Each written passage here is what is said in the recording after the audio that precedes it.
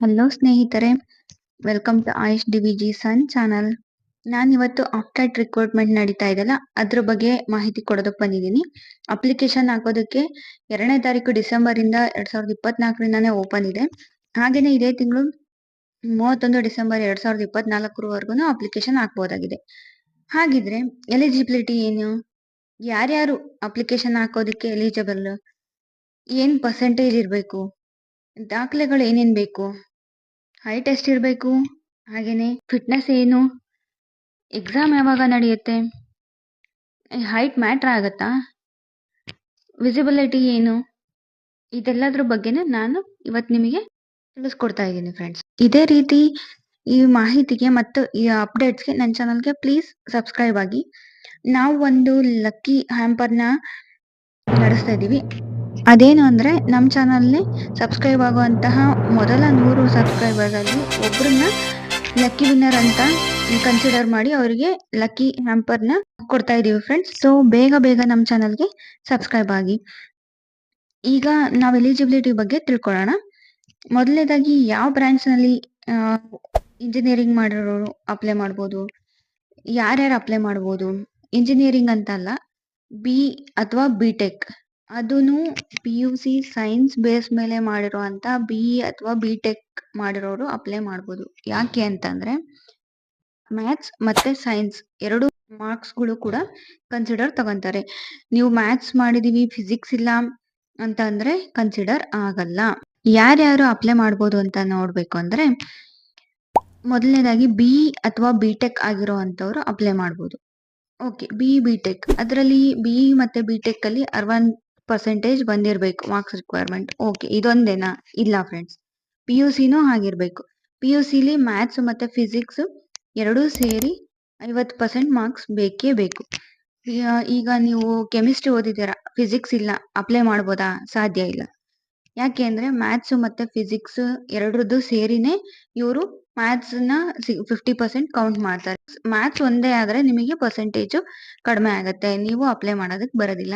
So maths ಮತ್ತೆ physics must and should. ಅಂದ್ರೆ ನೀವು PUCಲಿ ಸೈನ್ಸ್ ಮೇಲೆನೆ ಓದಿರ್ಬೇಕು ಮತ್ತೆ BE ಬಿ ಟೆಕ್ ಅಲ್ಲಿ 60% ಆಗಿರ್ಬೇಕು, ಹಾಗಿದ್ರೆ ಅಪ್ಲೈ ಮಾಡ್ಬೋದು. ಹಾಗೇನೆ ಯಾರ ಹತ್ರನಾದ್ರೂ ಇದೇ BE ಅಥವಾ ಬಿ ಟೆಕ್ ಅಲ್ಲಿ ನಾವು ಫೈನಲ್ ಇಯರ್ ಓದ್ತಾ ಇದೀವಿ ಅಂತ ಇರೋರು ಕೂಡ ಅಪ್ಲೈ ಮಾಡ್ಬೋದು. ಕಮರ್ಷಿಯಲ್ ಪೈಲಟ್ ಲೈಸೆನ್ಸ್ ಇರೋರು ಅವರು ಅಪ್ಲೈ ಮಾಡ್ಬೋದು. ಈ ವಿಚಾರನ ನಾನು ಮುಂದೆ ತಿಳಿಸ್ಕೊಡ್ತೀನಿ. ಇದಿಷ್ಟುನು ಎಜುಕೇಶನ್ ರಿಲೇಟೆಡ್ ಆಯ್ತು. ಈಗ ದಾಖಲೆಗಳು ಏನೇನ್ ಬೇಕು ಅಂದ್ರೆ, ನಿಮ್ದು ಲೇಟೆಸ್ಟ್ ಫೋಟೋ, ಸಿಗ್ನೇಚರು, ತಂಬು, ಆಮೇಲೆ ಒಂದು ಯಾವ್ದಾದ್ರು ವೋಟರ್ ಐಡಿ, ಆಧಾರ್ ಕಾರ್ಡ್ ನ ಬಿಟ್ಟು ಬೇರೆ ಯಾವ್ದಾದ್ರು ಒಂದು ವೋಟರ್ ಐಡಿ ಅಥವಾ ಪ್ಯಾನ್ ಕಾರ್ಡ್ ಅಥವಾ ಡ್ರೈವಿಂಗ್ ಲೈಸೆನ್ಸ್, ಈ ತರ ಐಡೆಂಟಿಫಿಕೇಶನ್ ಕಾರ್ಡ್ ಬೇಕಾಗುತ್ತೆ, ಕೇಳ್ತಾರೆ. ಹಾಗೇನೆ ನಿಮ್ದು ಕಾಂಟ್ಯಾಕ್ಟ್ ಡೀಟೇಲ್ಸ್ ಅಂದ್ರೆ ಇಮೇಲ್ ಐಡಿ, ಫೋನ್ ನಂಬರ್, ಇದ್ರ ಜೊತೆಗೆ 650 ಅಪ್ಲಿಕೇಶನ್ ಫೀಸ್ ಇರುತ್ತೆ ಫ್ರೆಂಡ್. ಇದನ್ನ ನಾವು ಏನ್ ಮಾಡ್ಬೇಕು, ಅಪ್ಲಿಕೇಶನ್ ಹಾಕ್ಬೇಕಾದ್ರೆ ಇದಿಷ್ಟು ರಿಕ್ವೈರ್ಡ್ ಆಗುತ್ತೆ. ಪೇಮೆಂಟ್ ಮೋಡ್ ಆನ್ಲೈನ್ ಅಲ್ಲೇ ಇರುತ್ತೆ.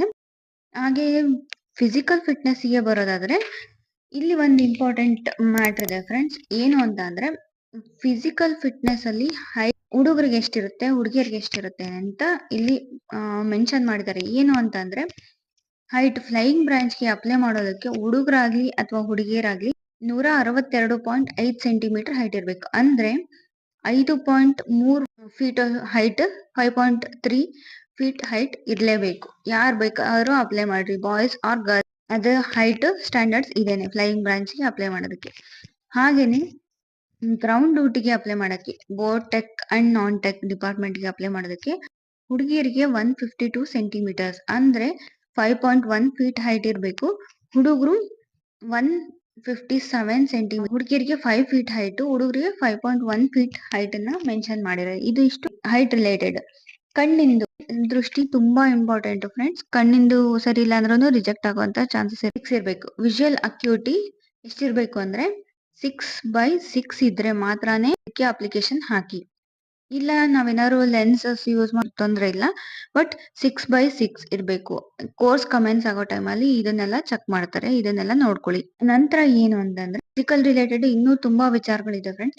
ಅದರಲ್ಲಿ ನಿಮಗೆ ಇಲ್ಲ ಅದ್ರ ಮೇಲೂ ನಮಗೆ ಕಂಪ್ಲೀಟ್ ಮಾಹಿತಿ ಬೇಕು ಅಂತ ಕಮೆಂಟ್ಸ್ ಅಲ್ಲಿ ಹಾಕಿ, ನಾನು ಅದ್ರ ಮೇಲೆ ಇನ್ನೊಂದು ವಿಡಿಯೋದಲ್ಲಿ ಸಂಪೂರ್ಣ ಮಾಹಿತಿನ ನಿಮಗೆ ತಿಳಿಸ್ಕೊಡ್ತೀನಿ. ಏಜಿನ ವಿಚಾರಕ್ಕೆ ಬಂದ್ರೆ, ಏಜ್ ಎಷ್ಟಿರ್ಬೇಕು ಅಂದ್ರೆ, ಫ್ಲೈಯಿಂಗ್ ಬ್ರಾಂಚ್ಗೆ ಅಪ್ಲೈ ಮಾಡುವಂತವ್ರಿಗೆ 20ರಿಂದ 24 ವರ್ಷ ಆಗಿರ್ಬೇಕು. ಅದು 1 ಜನವರಿ 2026ಕ್ಕೆ ಅನ್ವಯಿಸುವಂತೆ 20ರಿಂದ 24 ವರ್ಷ ಏಜ್ ಇರ್ಬೇಕು. ಕಮರ್ಷಿಯಲ್ ಪೈಲಟ್ ಲೈಸೆನ್ಸ್ ಇರೋರಿಗೆ ಏಜ್ ರಿಲ್ಯಾಕ್ಸೇಷನ್ ಕೊಟ್ಟಿದ್ದಾರೆ 2 ವರ್ಷ. ಅಂದ್ರೆ 26 ವಯಸ್ಸಾಗಿರ್ಬೇಕು. ಅದು 1 ಜನವರಿ 2026ಕ್ಕೆ 26 ವಯಸ್ಸಾಗಿರ್ಬೇಕು ಅವ್ರಿಗೆ. ಗ್ರೌಂಡ್ ಡ್ಯೂಟಿ ಮಾಡುವಂತವ್ರಿಗೆ ಬೋತ್ ಟೆಕ್ನಿಕಲ್ ಅಂಡ್ ನಾನ್ ಟೆಕ್ನಿಕಲ್ಗೆ ಅಪ್ಲೈ ಮಾಡುವಂತವ್ರಿಗೆ 20ರಿಂದ 26 ವಯಸ್ಸಾಗಿರ್ಬೇಕು. ಸೇಮ್ 1 ಜನವರಿ 2026ಕ್ಕೆ ಅಪ್ಲೈ ಆಗಂಗೆ. ಇನ್ನೊಂದು ಇಂಪಾರ್ಟೆಂಟ್ ಮಾಹಿತಿ ಏನು ಅಂದ್ರೆ ಫ್ರೆಂಡ್ಸ್, ಮ್ಯಾರಿಟಲ್ ಸ್ಟೇಟಸ್ ಬಗ್ಗೆ ಇಲ್ಲಿ ಕಂಪ್ಲೀಟ್ ಆಗಿ ಮೆನ್ಷನ್ ಮಾಡಿದ್ದಾರೆ. ಏನು ಅಂತ ಅಂದ್ರೆ, ಮದ್ವೆ ಆಗಿರಬಾರ್ದು, ಅಪ್ಲೈ ಮಾಡೋರಿಗೆ ಮದ್ವೆ ಆಗಿರ್ಬಾರ್ದು, ಅಥವಾ ಮದ್ವೆ ಮಾಡ್ಕೋತೀವಿ ಅಂತ ಕಮಿಟ್ ಆಗಿರಬಾರ್ದು, ಆ ರೀತಿ ಇರ್ಬೇಕು. ಇದು ಈಗ ನಿಮಗೆ ಇನ್ನೊಂದು ಏನ್ ವಿಚಾರ ಅಂತಂದ್ರೆ, ಈಗ ನಾವು ಅಪ್ಲಿಕೇಶನ್ ಆಗ್ತಾ ಇದೀವಿ 2024 ಡಿಸೆಂಬರ್ ಅಲ್ಲಿ ಅಪ್ಲಿಕೇಶನ್ ಆಗ್ತಿದೀವಿ. ಅದು ಟೆಸ್ಟ್ ಯಾವಾಗ ನಡೆಯುತ್ತೆ ಅಂದ್ರೆ ಫೆಬ್ರವರಿ ತಿಂಗಳಲ್ಲಿ, 2025 ಫೆಬ್ರವರಿ ತಿಂಗಳಲ್ಲಿ ಟೆಸ್ಟ್ ನಡೆಯುತ್ತೆ. ಹಾಗೇನೆ ಇದು ಕಮೆಂಟ್ಸ್ ಯಾವಾಗ ಆಗುತ್ತೆ ಇದು ಅಂತ ಅಂದ್ರೆ ಜನವರಿ 2026ಕ್ಕೆ, ಅಂದ್ರೆ ಇಲ್ಲಿಂದ ಇನ್ನೂ 1 ವರ್ಷದ ನಂತರ ಇದು ಬ್ಯಾಚ್ ಕಮೆಂಟ್ಸ್ ಆಗೋದು, ಟ್ರೈನಿಂಗ್ ಸ್ಟಾರ್ಟ್ ಆಗೋದು. ಅಲ್ಲಿವರೆಗೂನು ನೀವು ಯಾವುದೇ ರೀತಿ ಮದ್ವೆ ಕಮಿಟ್ ಆಗಬಾರ್ದು ಅಥವಾ ಮದ್ವೆನೂ ಆಗ್ಬಾರ್ದು. ಸೆಲೆಕ್ಟ್ ಆಗಿದ್ರಿ ಅಂದ್ರೂ ಅದನ್ನ ರಿಜೆಕ್ಟ್ ಮಾಡ್ತಾರೆ. ಇದಿಷ್ಟನ್ನು ನಾನು ಏನ್ ಹೇಳ್ದೆ, ಅಪ್ಲಿಕೇಶನ್ ಹಾಕೋದಕ್ಕೂ ಮುಂಚೆನೆ ಏನೇನ್ ಪ್ರಿಕಾಷನ್ಸ್ ತಗೋಬೇಕೋ ಅದು ಇದು. ಈಗ ಅಪ್ಲಿಕೇಶನ್ ಹಾಕೋದಕ್ಕೆ ಹಾಕ್ಬೇಕಾರ ತಗೊಳ್ಳುವಂತಹ ಮುಂಜಾಗ್ರತೆಗಳು ಏನೇನು ಅಂತ ಅದ್ ನೋಡೋಣ. ಒಂದು ಅಪ್ಲಿಕೇಶನ್ ಹಾಕೋದಕ್ಕೆ ಗೌರ್ಮೆಂಟ್ ವೆಬ್ಸೈಟ್ಗೆ ಹೋಗ್ಬೇಕು. ಅದರದ್ದು ಡಿಸ್ಕ್ರಿಪ್ಷನ್ ನಲ್ಲಿ ನಾನು ಮೆನ್ಷನ್ ಮಾಡಿರ್ತೀನಿ ಅಡ್ರೆಸ್ನ, ಚೆಕ್ ಮಾಡ್ಕೊಳ್ಳಿ. ಮನೆಯಲ್ಲಿ ನೀವೇ ಹಾಕೋದಾದ್ರೂ ಓಕೆನೆ. ಹಾಗೇನೆ ನಾನು ಕೊಟ್ಟಿರುವಂತ ಅಪ್ಲಿಕೇಶನ್ ಲಿಂಕ್ ಅನ್ನ ಯೂಸ್ ಮಾಡಿ ಸಹ ನೀವು ಮೊಬೈಲ್ ನಲ್ಲೇ ಮನೆಯಿಂದಾನೇ ಹಾಕ್ಬಹುದು. ಸೈಬರ್ ಸೆಂಟರ್ಗೆ ಹೋಗಿ ಅಪ್ಲಿಕೇಶನ್ ಹಾಕ್ತೀನಿ ಅಂದ್ರೂ ಓಕೆನೆ. ಏನೇನ್ ಡಾಕ್ಯುಮೆಂಟ್ಸ್ ಬೇಕು ಅಂದ್ರೆ, ಒಂದು ಫೋಟೋ ಬೇಕು, ಸಿಗ್ನೇಚರ್, ತಂಬು, ಆಮೇಲೆ ಮುಂಚೆನೆ ಹೇಳ್ದಂಗೆ ಒಂದು ಅಡ್ರೆಸ್ ಪ್ರೂಫ್, 650 ರೂಪಾಯಿ ಆನ್ಲೈನ್ ಪೇಮೆಂಟ್ ಮಾಡೋದಕ್ಕೆ, ಇದಿಷ್ಟನ್ನು ಬೇಕಾಗುತ್ತೆ. ಆಮೇಲೆ ನಿಮ್ದು ಕಾಂಟ್ಯಾಕ್ಟ್ಸ್, ಆಕ್ಟಿವ್ ಇರುವಂತಹ ಇಮೇಲ್ ಐ ಡಿ ಮತ್ತೆ ಕಾಂಟ್ಯಾಕ್ಟ್ ನಂಬರ್ನ ಅಲ್ಲಿ ಪ್ರೊವೈಡ್ ಮಾಡಿ. ಯಾಕೆಂದ್ರೆ ನಾವು ಎಷ್ಟು ಬೇಗ ಅಪ್ಲಿಕೇಶನ್ ಸಬ್ಮಿಟ್ ಮಾಡ್ತೀವೋ ತಕ್ಷಣನೇ ನಮಗೆ ಒಂದು ಇಮೇಲ್ ನೋಟಿಫಿಕೇಶನ್, ರಿಜಿಸ್ಟರ್ ಮಾಡಿರ್ತಿರಲ್ಲ ಅಪ್ಲಿಕೇಶನ್ ಅಲ್ಲಿ, ಆ ಇಮೇಲ್ ಅಡ್ರೆಸ್ಗೆ ಒಂದು ಇಮೇಲ್ ಬರುತ್ತೆ.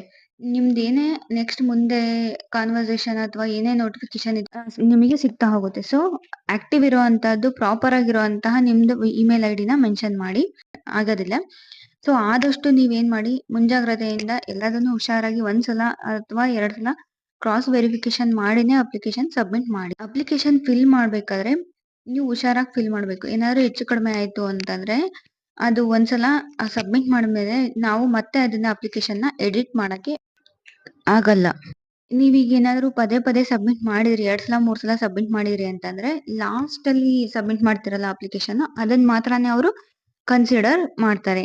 ನೀವ್ ಅದ್ರಲ್ಲಿ ಏನೇ ಮೆನ್ಷನ್ ಮಾಡಿರ್ತೀರೋ ಅದನ್ನ ಪ್ರಾಪರ್ ಆಗಿ ಮೆನ್ಷನ್ ಮಾಡಿ. ಯಾಕೆ ಅಂತಂದ್ರೆ ಯಾವ್ದಾದ್ರು ಇನ್ಫಾರ್ಮೇಶನ್ ಮಿಸ್ ಮ್ಯಾಚ್ ಆಯ್ತು ಅಂತಂದ್ರೆ ಅವರು ಅಪ್ಲಿಕೇಶನ್ ನ ರಿಜೆಕ್ಟ್ ಮಾಡುವಂತಹ ಸಾಧ್ಯತೆ ತುಂಬಾ ಇರುತ್ತೆ. ಆಮೇಲೆ ಇನ್ನು ಐ.ಡಿ ಪ್ರೂಫ್ ಅವೆಲ್ಲ ಏನಿರುತ್ತಲ್ಲ ಅದನ್ನ ನೀಟಾಗಿ ಡಿಸ್ಪ್ಲೇ ಆಗ್ಬೇಕು, ಕ್ಲಾರಿಟಿ ಚೆನ್ನಾಗಿರ್ಬೇಕು, ಆ ತರ ಅಪ್ಲೋಡ್ ಮಾಡಿ. ಆಮೇಲೆ ಅಮೌಂಟ್ 650 ಒಂದ್ಸಲ ನೀವೇನಾದ್ರು ಕಟ್ಟಿದ್ರಿ ಅಂತಂದ್ರೆ ಅದು ರೀಫಂಡಬಲ್ ಅಲ್ಲ. NCC ಅವರಿಗೆ ಏನಿರುತ್ತೆ ಅಂದ್ರೆ, NCC ಯ ಏರ್ವೇನ ಸೀನಿಯರ್ ಡಿವಿಷನ್ ನಲ್ಲಿ ಸಿ ಸರ್ಟಿಫಿಕೇಟ್ ಇರುತ್ತೆ. ಆಮೇಲೆ ಇದು NCC ಸ್ಪೆಷಲ್ ಎಂಟ್ರಿಯಿಂದ ಜಾಯ್ನ್ ಆಗ್ತಾರಲ್ಲ ಅವರಿಗೆ ಅಪ್ಲಿಕೇಬಲ್ ಆಗಲ್ಲ. NCC ಸ್ಪೆಷಲ್ ಎಂಟ್ರಿ ಅಂತಂದ್ರೆ ಏನು?